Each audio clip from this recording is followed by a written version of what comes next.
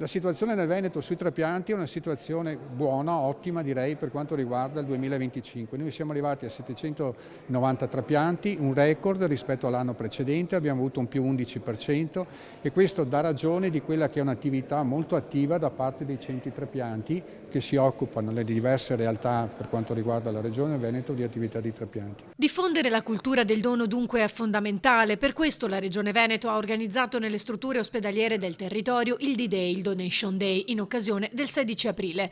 È stato presentato a Palazzo Grandi Stazioni. È necessario per salvare nuove vite. Quando si salva una vita si fa il dono più grande che si possa fare e ovviamente quello che conta da parte nostra, parlo sempre di responsabilità politica, è promuovere incontri di sensibilizzazione come questo. Grazie a questi incontri, grazie all'informazione e quindi grazie anche a tutti voi, si può promuovere la cultura della donazione, si possono salvare vite, si può assolvere ad una funzione straordinaria che possiamo avere tutti noi. Presente anche Mirko Bernardinello, il primo paziente in Italia ad aver ricevuto un cuore da donatore a cuore fermo.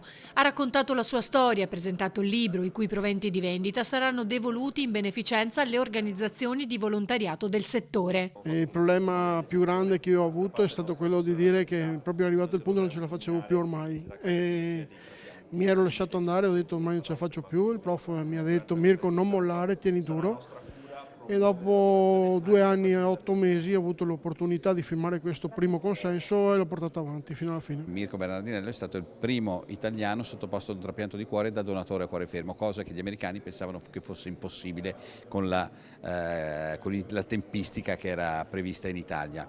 Oggi sappiamo che più di 100 trapianti sono stati eseguiti di cuore, trapianti di cuore da donatore a cuore fermo, e quindi Mirko ha avuto un coraggio aprendo una strada nuova e incrementando di un 30% quindi le possibilità di ricevere un cuore ai pazienti che lo aspettano.